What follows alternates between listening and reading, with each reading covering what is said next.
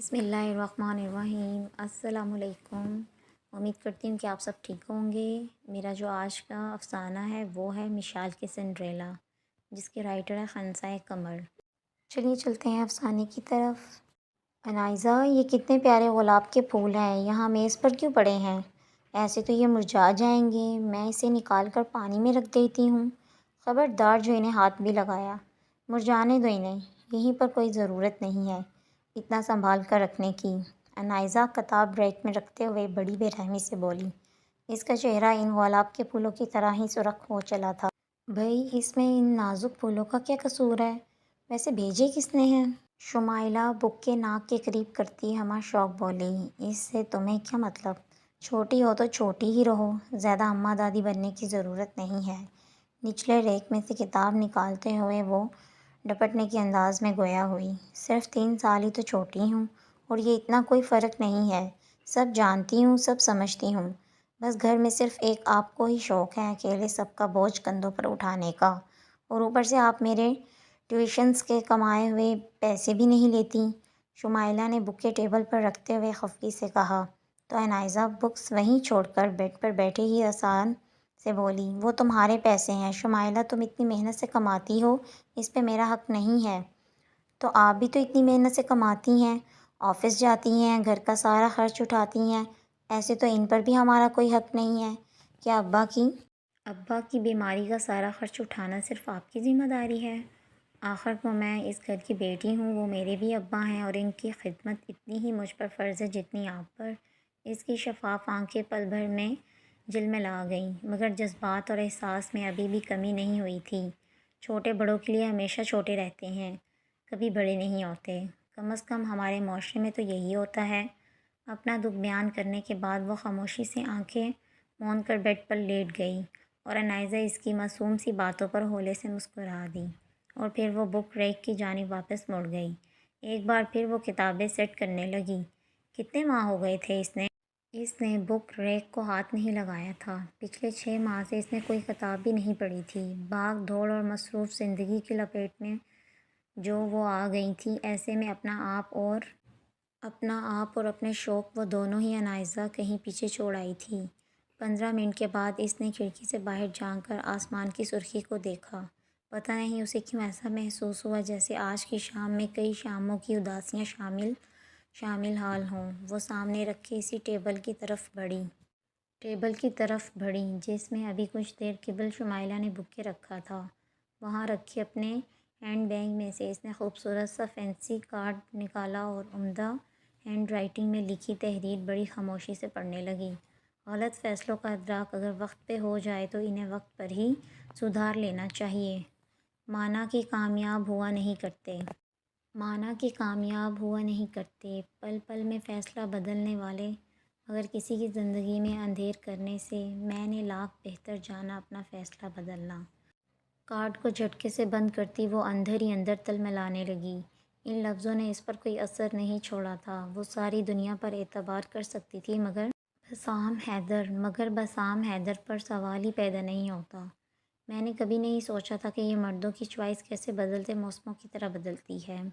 تلخی سے سوچتے ہوئے اس نے ہونٹ چبائے۔ بڑی بے رحمی سے خوبصورت اور مہنگے کارڈ کو پھاڑ کر اس نے ڈسٹ بین میں پھینک دیا۔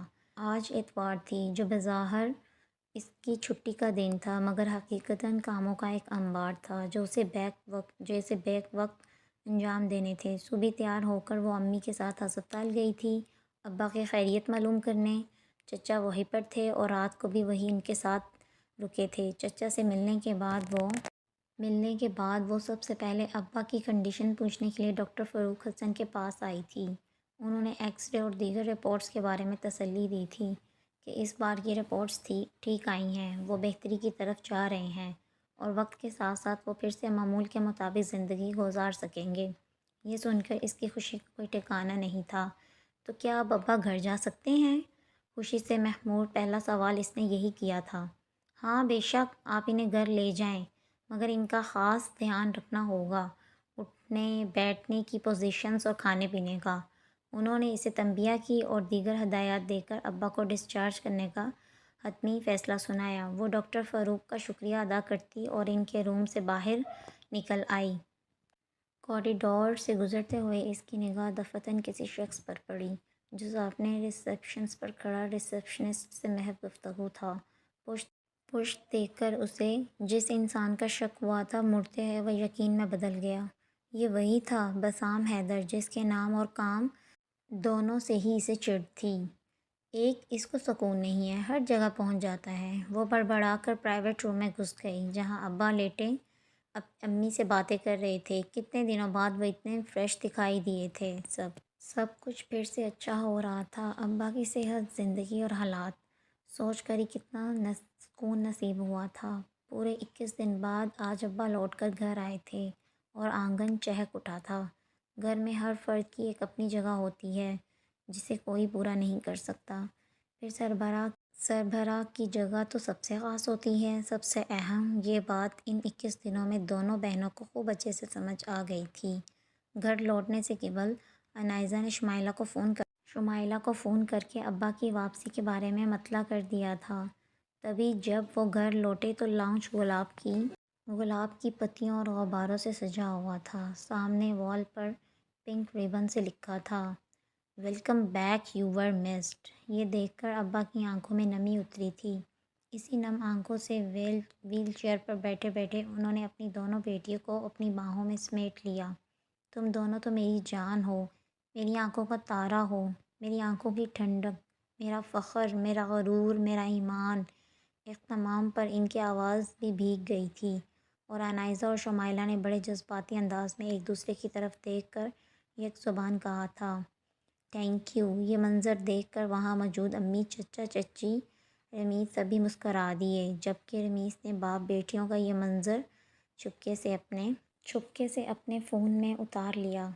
آپ کب تک آفس جائیں گی؟ اب تو ابا ٹھیک ہو گئے ہیں اور کچھ دنوں تک انشاءاللہ وہ پھر سے کام پر جانے لگیں گے، شمائلہ نے صبح آفس کے لیے تیار ہوتی انائزہ کو دیکھتے ہوئے کہا تھا۔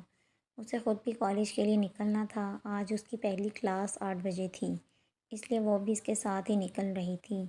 شمائلہ میں سوچ رہی ہوں کہ جاب کنٹینیو ہی رکھوں، ابا کی ہیلپ ہو جایا کرے گی، اور پھر ویسے بھی اچھی جاب روز روز کہاں ملتی ہیں۔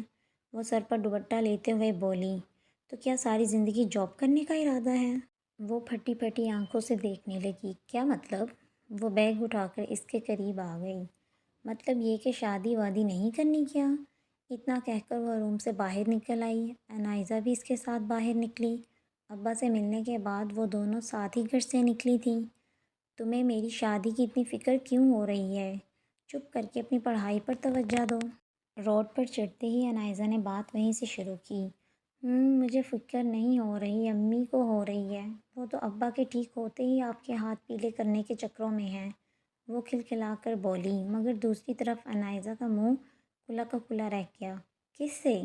وہ ٹھٹک کر بولی، وہ تو رمیز بھائی پر نظریں ٹکائے بیٹھی ہیں۔ جب سے ابا کا ایکسیڈنٹ ہوا ہے، رمیز بھائی اور چچا کی اتنی ذمہ داری اور مدد دیکھ کر وہ بہت متاثر ہوئی ہیں۔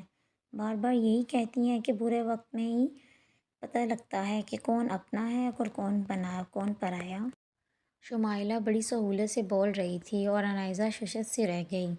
اس کے ساتھ کیا ہو رہا ہے، کیا ہونے والا ہے، سب اس کی سمجھ سے باہر تھا۔ وہ بس اسٹاپ پر کھڑی بس کا انتظار کرنے لگی۔ سورج کی تپش بڑھنے لگی تھی۔ 5 منٹ بعد سفید کرولا ان کے سامنے آ کر رکی۔ دونوں نے حیرانی سے ایک دوسرے کی طرف دیکھا۔ شیشہ نیچے ہوا اور خوش شکل سے انسان نے مسکراتے ہوئے انہیں سلام کیا۔ انائزہ کا دل ڈوبا تھا۔ وہ کوئی اور نہیں بسام حیدر تھا، وہی بسام حیدر جس کی موجودگی اسے ناگوار گزرتی تھی۔ آئے میں آپ کو ڈراپ کر دیتا ہوں، وہ مسکرا کر بولا تھا۔ کتنا ڈھیٹ ہے یہ شخص، کل کی عزت افزائی کے بعد اتنی دیدہ دلیری سے لفٹ دے رہا ہے۔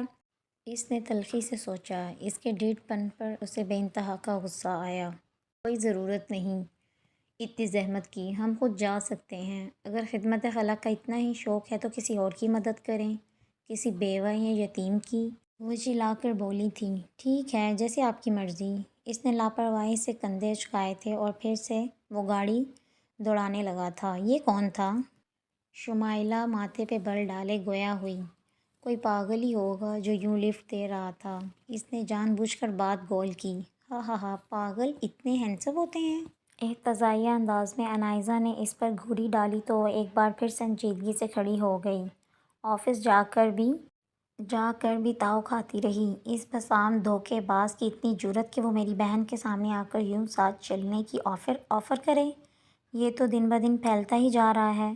کنزا نے اسے یوں خاموش فارغ بیٹھے دیکھا تو وہ کمپیوٹر ٹیبل سے اٹھ کر اس کے پاس آ گئی۔ وہ کافی دیر سے اسے نوٹ کر رہی تھی کہ وہ کسی الجھن کا شکار ہے۔ کیا ہوا انائزہ؟ سب ٹھیک ہے؟ انکل تو ٹھیک ہے نا؟ وہ پریشانی سے پوچھ رہی تھی۔ ہاں سب ٹھیک ہے۔ جانتی تھی کہ وہ سچ نہیں بول رہی، مگر پھر بھی وہ سہولت سے جھوٹ بول گئی۔ پہلے تو اس کا دل کیا کہ وہ اس کے کزن کی نیچ حرکتوں کے بارے میں اسے سب بتا دے، مگر پھر نہ جانے کیا سوچ کر وہ خاموش ہو گئی۔ مگر اندر سے وہ ابھی تک تاؤ کھا رہی تھی۔ یہ شام کا وقت تھا جب شمائلہ آنگن میں بیٹھی بچوں کو ٹیوشن پڑھا رہی تھی۔ وہ BA کر رہی تھی، صبح کالج جاتی اور شام کو ٹیوشن پڑھاتی۔ تبھی دروازے پر دستک ہوئی تھی۔ دروازہ کھولتے ہی وہ ہکا بکا رہ گئی۔ آج بھی وہاں کوئی نہیں تھا، صرف زمین پر گلاب کے تر و تازہ بکے پڑے تھے۔ یہ کون آج کل اتنا مہربان ہو رہا ہے؟ شمائلہ نے اسے بکے تھام کر اندر جاتے ہوئے دیکھا تو فوراً شریرن جملہ کسا۔ کوئی نہیں، آن لائن آرڈر کروائے تھے، ہسپتال لے کر جانے ہیں۔ انائزہ نے گلاب تھامے خاصی پراعتمادی سے جواب دیا۔ وہاں کون ہے؟ ابا تو اب گھر آ گئے ہیں۔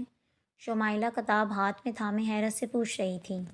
کیوں؟ کیا ابا کے علاوہ وہ گلاب کسی کو نہیں بھجوائے جا سکتے؟ خیر تم بچوں کو خراب مت کرو، پڑھاؤ بیٹھ کر انہیں خاموشی سے۔ وہ مصنوعی خفگی سے اتنا کہہ کر وہاں سے رخصت ہو گئی۔ اندر آتے ہی اس نے پھولوں کے درمیان کارڈ دیکھ لیا تھا، جس پر آج بھی خوبصورت لکھائی میں کچھ لکھا ہوا تھا۔ انائزہ نے کارڈ کھول کر پڑھا۔ آپ پر سفید اور کالا رنگ بالکل نہیں جچتا۔ سفید رنگ زندگی سے بیزاری کا اظہار ہے، کیونکہ زندگی تو رنگوں سے پر ہونی چاہیے۔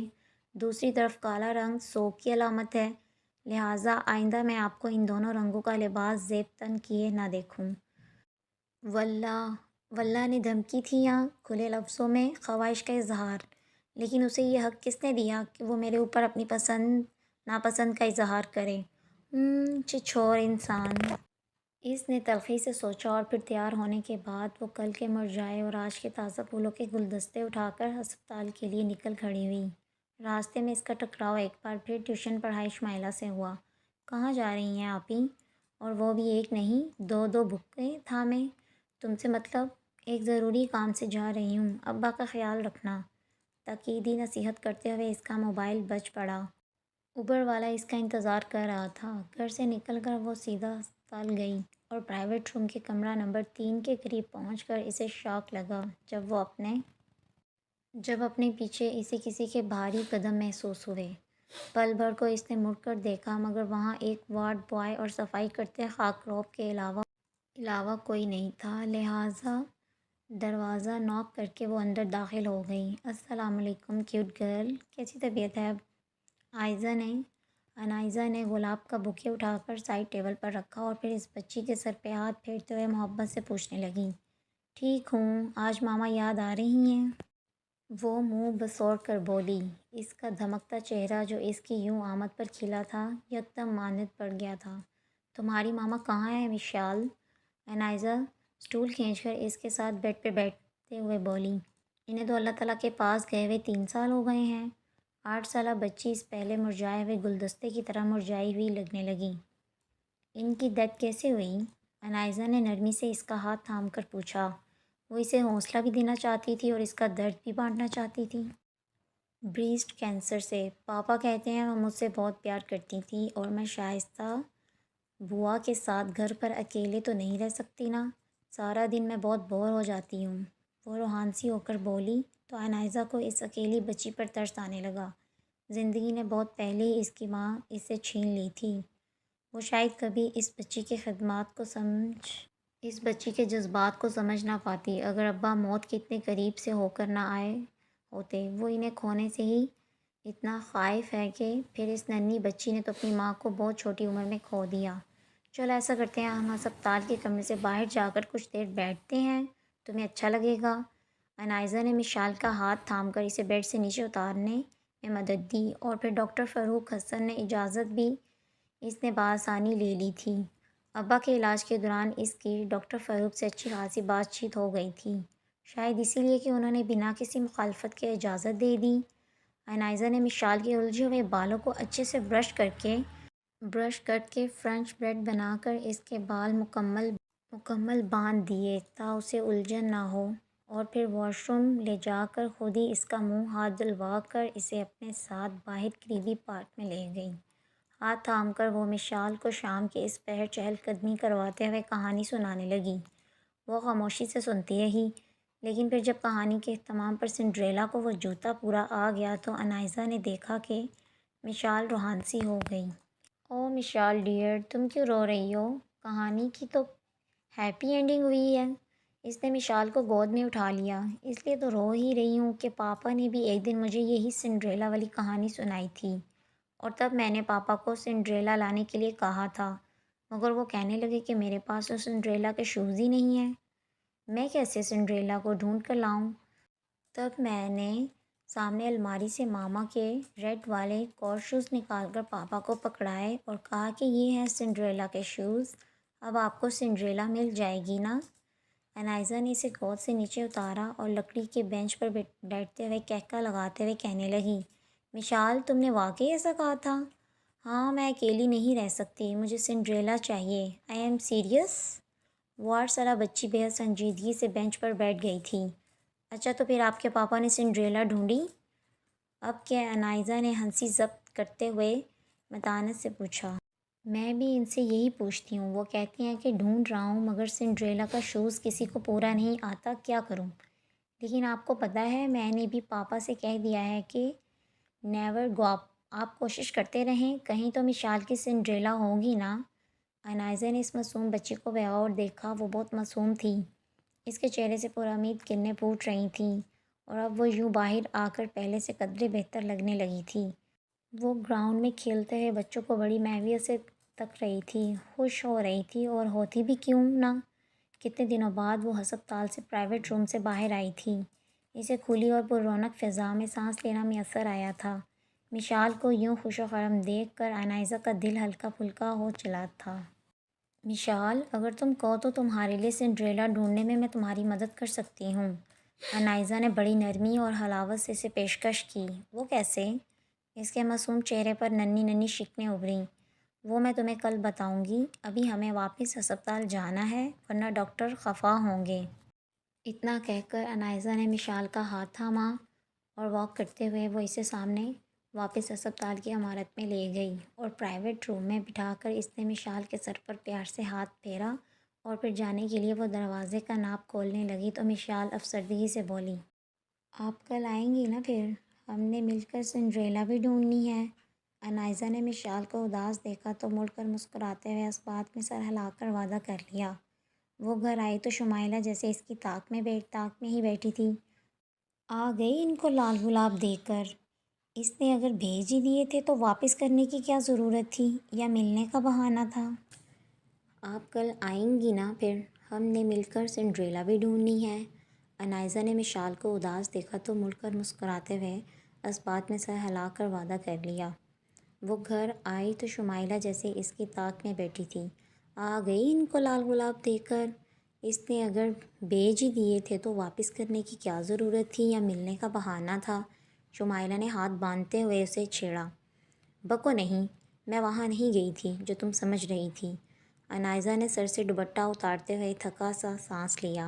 رہنے دیں آپی، بے وقوف اسے بنائیے گا جسے پتہ نہ ہو۔ یہ وہی تھا نا وہ گاڑی والا ہینڈسپ جو آپ کو اس دن لفٹ دینے کی آفر کر رہا تھا؟ شمائلہ اسے چھیڑتے ہوئے بیڈ پر بیٹھ گئی تھی۔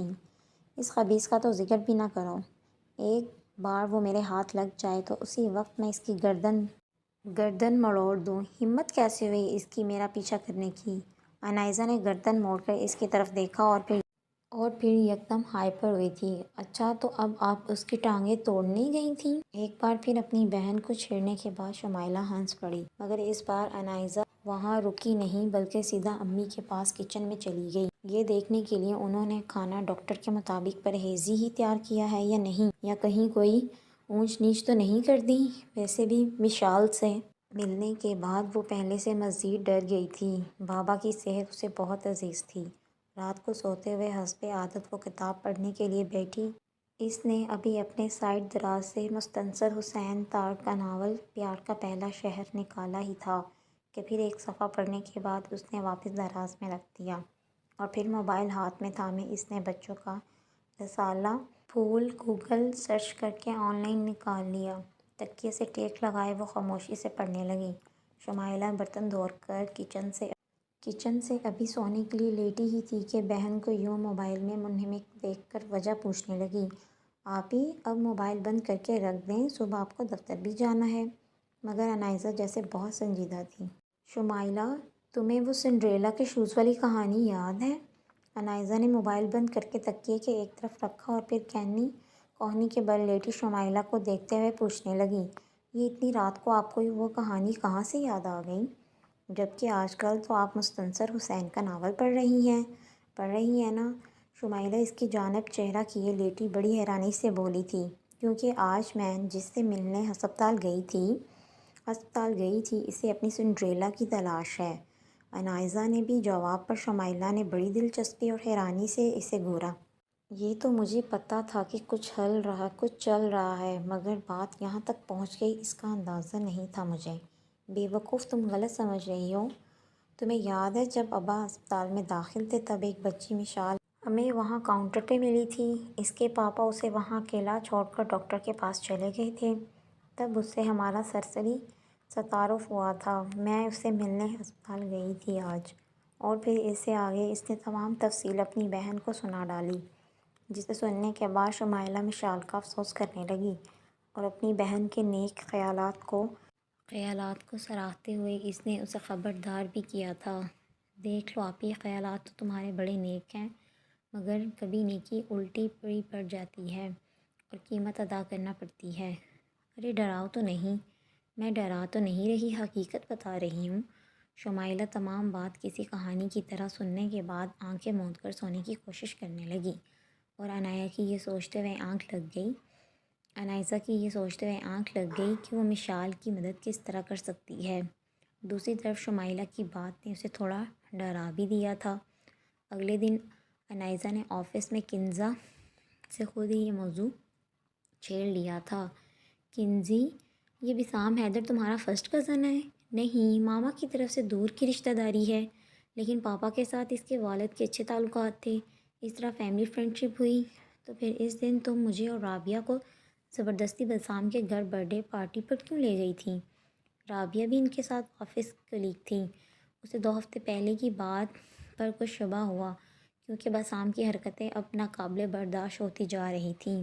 روز روز اس کے گھر یوں گلاب کے گلدستے بھجوانا گرامی ابا کو معلوم ہو جائے تو اس کی کیا عزت رہ جائے گی؟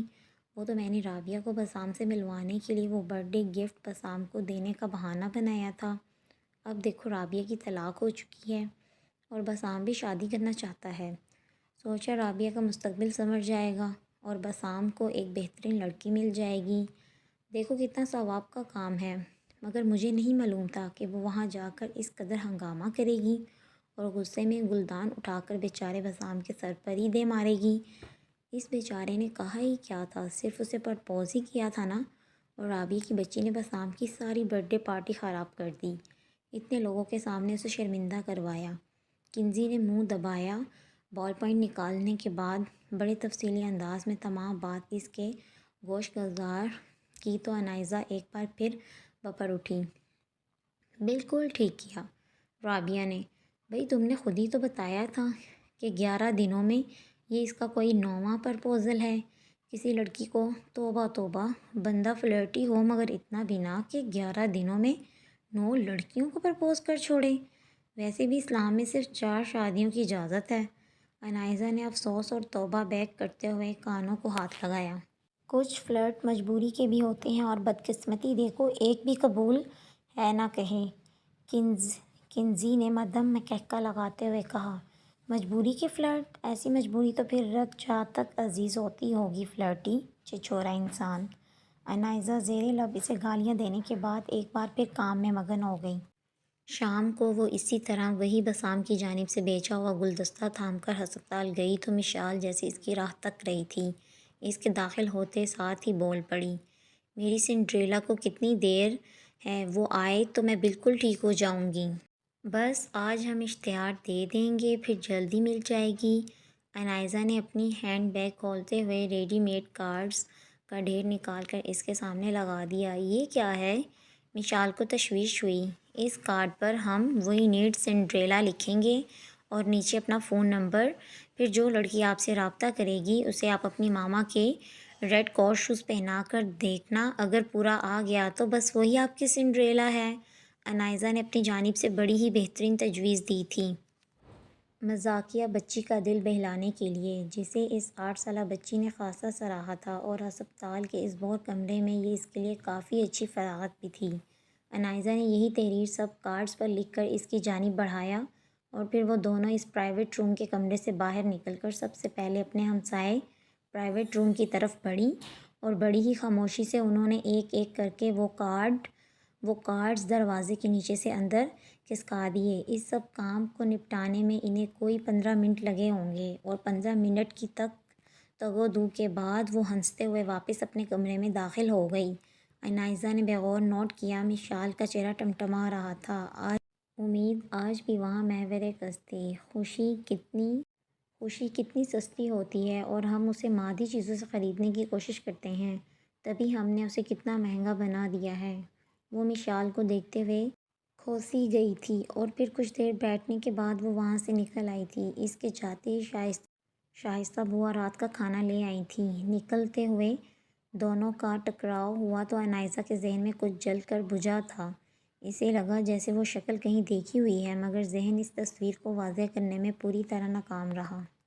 ایک خواب کے اثر میں کئی دن گزر گئے، پھر یوں ہوا کہ آنکھ کھلی ہم بکھر گئے۔ انائزہ جس دن سے ہسپتال سے واپس آئی تھی، دوبارہ اسے وہاں جانے کا وقت ہی نہ مل سکا، کیونکہ اگلے ہی روز چچا رمیز بھائی کے لیے اس کا رشتہ مانگنے آ گئے تھے، اور امی تو اسی طاق میں رات تک کے بیٹھی تھی کہ رشتہ طے ہونے کی خوشی میں ابا کی صحت بڑی تیزی سے بہتری کی جانب بڑھ رہی تھی، اور اب شادی کی تیاریاں اپنے زوروں پر تھیں۔ انائزہ نے مایوس بیٹھنا تھا، لہٰذا امی کے کہنے پر اس نے جاب بھی چھوڑ دی تھی۔ رمیز اور وہ شادی کی شاپنگ کرنے ایک ساتھ ہی گئے تھے۔ کزنز ہونے کے باعث دونوں فیملیز میں کوئی خاص پابندی نہیں تھی۔ جب ایلیویٹر اوپر جاتے ہوئے اس کی نگاہ بسام حیدر کی جانب پرواز کی، وہ اپنے دھیان میں کھڑا اوپر جا رہا تھا۔ بڑے دنوں بعد اس کا ٹکراؤ اس شخص سے ہوا تھا جس نے اس کا پیچھا کرنا چھوڑ دیا تھا، مگر وہ گلدستہ اور کارڈ بھیجنے کا سلسلہ ہنوز جاری تھا، جسے وہ شام میں شمائلہ کے ہاتھوں ٹیوشن والے بچوں کو دے دیا کرتی تھی، یہ کہہ کر کہ جو آج اچھا کام کرے گا اسے فلاورز ملیں گے۔ اس طرح مثبت لالچ اور ایک دوسرے پہ برتری کی چاہ میں بچوں کی کارکردگی بہتر ہونے لگی تھی۔ رمیز، آپ نیچے چل کر جیولری پسند کریں، میں اوپر کچھ بھول گئی ہوں، ابھی آتی ہوں۔ انائزہ نے ایلیویٹر اترتے اتنا کہا، اور پھر دوسری طرف ایلیویٹر سے دوبارہ اوپر جانے لگی۔ اوپر پہنچ کر اس نے دائیں بائیں ہر جانب اس کو ڈھونڈا، مگر وہاں اس کا نام و نشان تک نہیں تھا۔ پھر دفعتاً اس کی نگاہ آخری فلور کے اوپر جانے والی ایلیویٹر پر پڑی، تو اس شخص کو اس نے دور سے ہی پہچان لیا تھا۔ انائزہ ایک لمحہ ضائع کیے بنا اس کی تقلید میں چل دی۔ یہ اس مال کا فوڈ کورٹ تھا، اور انائزہ کو دیکھ کر 1% بھی حیرت نہیں ہوئی کہ وہ جیب سے موبائل نکالتے ہوئے ایک ٹیبل کی جانب بڑھا، جہاں بڑی سی چادر میں ملبوس ایک لڑکی شاید اس کی راہ تک رہی تھی۔ وہ سلام کر کے کرسی گھسیٹ کر بیٹھ گیا۔ یہی امید تھی اس چھچورے انسان سے، آج تو اس کی طبیعت صاف کرنا ہی ہوگی۔ وہ بڑبڑاتے ہوئے ٹیبل کے قریب جا کھڑی ہوئی۔ ارے واہ بسام حیدر صاحب، آپ تو بڑے رنگیلے انسان ہیں، ایک وقت میں کتنی لڑکیوں کو ہینڈل کر رہے ہیں، بڑے ملٹی ٹیلنٹڈ ہیں، اور آپ ملٹی ٹاسکر بھی۔ غلاب والے اور ریسٹورنٹ والوں نے تو اچھی یاری لگا رکھی ہوگی، چلو اچھا ہے، ان کا بھی روزگار چلتا رہتا ہے۔ وہ غصے سے تپی اس ٹیبل کے قریب جا کر بپرا اٹھی تھی، اور دیکھتے ہی دیکھتے وہاں اچھا خاصا تماشا لگ گیا تھا۔ موبائل کیمرہ اور ان کے فلیش شوٹنگ کے لیے تیار کھڑے نظر آنے لگے۔ مس انائزہ، مائنڈ یور لینگویج، آپ مسلسل میری بے عزتی کر رہی ہیں۔ اس دن بھی میرے آفس میں آپ نے کچھ اچھا نہیں کیا تھا۔ وہ ہونٹ کاٹتا اٹھا اور دبے لہجے میں ضبط کر کے اسے خاموش کروانے لگا تاکہ کوئی ہنگامہ نہ ہو۔ انسان جو بوتا ہے نا وہی کاٹتا ہے، آپ مسلسل میرا پیچھا کر رہے ہیں، مجھے گلاب کے پھول اور کارڈز گھر میں بھجوا رہے ہیں۔ وہ تو بڑی شریفانہ اور خاندانی حرکت ہے نا۔ ویسے آپ مانے نہ مانے میں غلط نہیں ہو سکتی، ہسپتال میں بھی آپ میرا پیچھا کر رہے تھے۔ آپ اس قدر گرے ہوئے انسان ہیں، میں آپ سے اب کوئی بات نہیں کر سکتی۔ وہ لڑکی جو خاموشی سے بیٹھی ان کی گفتگو سن رہی تھی، یکدم تل ملاتے ہوئے اٹھی اور ٹیبل پہ رکھا اپنا بیگ اٹھا کر غصے سے دونوں کو گھورتی رخصت ہو گئی۔ پاپا! کسی بچی کی شوق سے اونچی آواز پر عنائزہ نے گردن موڑی تو مشال بھاگتے ہوئے دیکھتے ہوئے سام کے ساتھ لپٹ گئی۔ صاحب میں نے تو اسے نیچے فن لینڈ میں روکا تھا۔ یہ آپ کے پاس آنے کی ضد کر رہی تھی۔ شائستہ بوا شرمندہ سی گردن جھکائے ہوئے بولی تو عنائزہ کی آنکھیں پٹی کی پٹی رہ گئیں۔ پاپا! وہ زیر لب بڑبڑائی تو مشال نے مڑ کر اسے دیکھا۔ آپ ادھر کیا کر رہی ہیں؟ آئیں میں آپ کو اپنے پاپا سے ملواؤں۔ بسام کو چھوڑ کر وہ بھاگتے ہوئے عنائزہ کی جانب بڑھی اور اس کا ہاتھ تھام کر بسام سے اس کا تعارف کروانے لگی۔ آپ کو پتہ ہے پاپا نے میری سنڈریلا ڈھونڈ لی ہے اور آج وہ انہیں ملنے آئے ہیں۔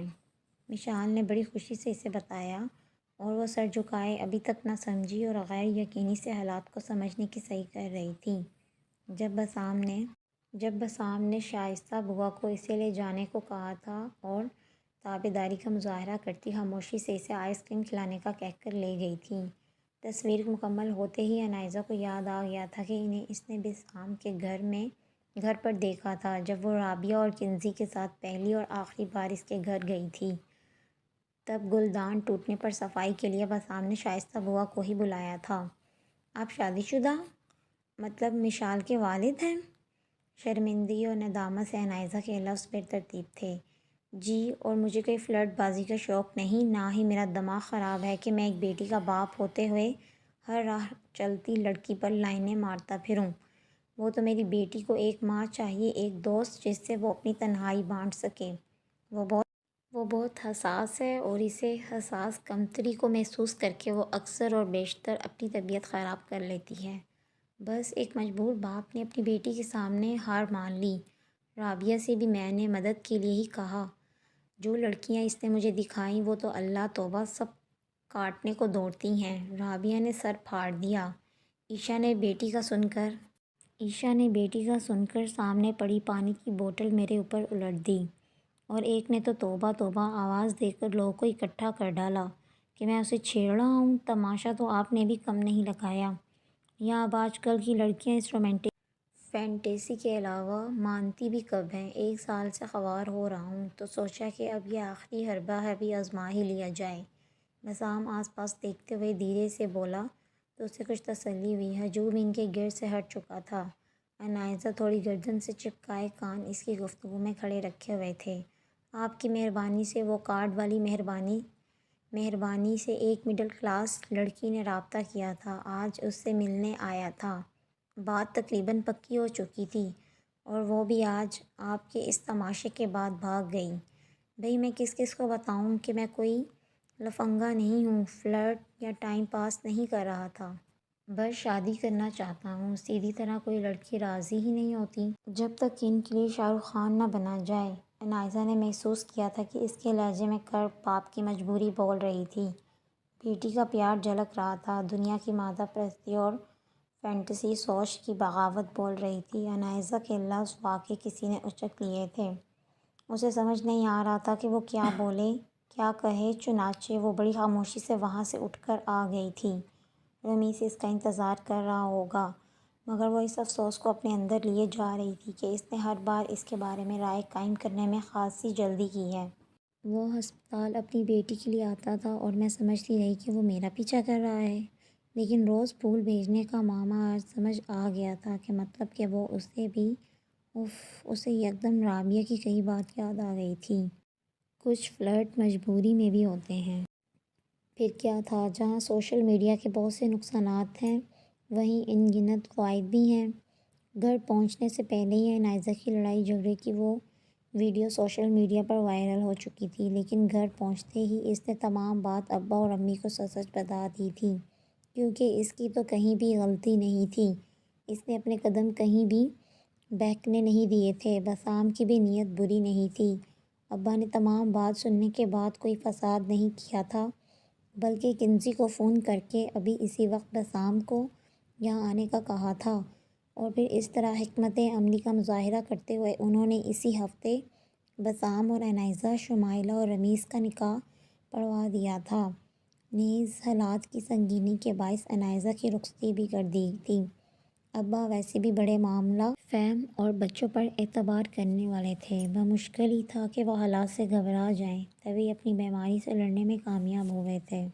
مشال کی سنڈریلا اس کے پاس تھی، اس کے سامنے، اس کے گھر میں، اس کے پاپا کے کمرے میں، اس کی سہیلی بن کر، اس کی بہترین ماں کے روپ میں۔ وہ ابھی رخصت ہو کر اس کے گھر آئی ہی تھی کہ مشال خوشی سے دوڑتی ہوئی اس کے پاس بیڈ کے قریب آئی۔ اس کے ہاتھ میں اپنی ماں کا وہی لال ہائی ہیلز کا جوتا تھا جو ضد کر کے اس نے عنائزہ کو پہنایا، اور وہ بہو اس سے پورا آ گیا تھا۔ "You are my Cinderella!" وہ نہ سمجھ معصوم بچی خوشی سے چلائی تھی، جس کی خواہش اتنی منہ زور تھی کہ اللہ کو اس پر پیار آ گیا تھا۔ وہ تو ہے ہی 70 ماؤں سے بڑھ کر پیار کرنے والا، بے شک۔ بسام دولہے کی شیروانی پہنے دروازے پر کھڑا اپنی بیٹی کی معصومانہ حرکتوں کو ہونٹوں کی لغزش میں چھپائے مسرور ہوتا دیکھ رہا تھا۔ دیکھیے پاپا، میری سنڈریلا مل گئی۔ بسام کو دروازے پہ کھڑے دیکھ کر وہ اس سے جا لپٹی۔ "اور تمہاری سنڈریلا کو ڈھونڈنے کے لیے مجھے کتنا خوار ہونا پڑا، جانتی ہو؟" اس کے ماتھے پہ پیار سے بوسہ دیتے ہوئے وہ شریف سے انداز میں بولا تو عنائزہ کا سر شرم سے جھک گیا، کچھ ندامت اسے اپنے غلط رویے پر، کچھ اسے غلط سمجھنے پر، اور کچھ یہ نئی نویلی دلہن کا فطری اعجاب تھا۔ "سنڈریلا تو پھر آسانی سے نہیں ملتی نا پاپا، وہ بھی مشال کی سنڈریلا!" بسام کو بڑی خوشی سے اتنا کہتے ہوئے کہ وہ اس کی گود سے اتر کر کمرے سے باہر بھاگ گئی، اور زندگی کا یہ جو نیا خوبصورت سفر مشال کی وجہ سے شروع ہوا تھا، اس میں بسام حیدر سمیت شائستہ بوا بھی اسے مشال کی سنڈریلا کہہ کر مخاطب کرنے لگی تھی، جو اب اس کا نام بھی تھا اور اس کی زندگی کی کہانی کا عنوان بھی۔ مشال کی سنڈریلا، یعنی کہ یہ افسانہ جو ہے وہ ہمیں یہ سکھاتا ہے کہ خواب دیکھنے والے کبھی ہار نہیں مانتے۔ مشکلات کی تاریکی میں بھی مشال نے امید کا چراغ جلائے رکھا۔ سنڈریلا کا سفر ثابت کرتا ہے کہ نیکی، صبر اور محنت ہمیشہ کامیابی کا راستہ بتاتے ہیں۔ مشال کی کہانی ہمیں یقین دلاتی ہے کہ قسمت وہی بدلتی ہے جو خود اپنے لیے کچھ کرنے کا حوصلہ رکھتے ہیں۔ یہ کہانی ہمیں یاد دلاتی ہے کہ سچائی اور محبت کی جیت ہمیشہ ہوتی ہے۔ تو انشاءاللہ نیکسٹ ناول کے ساتھ ملتے ہیں، تب تک کے لیے اللہ حافظ۔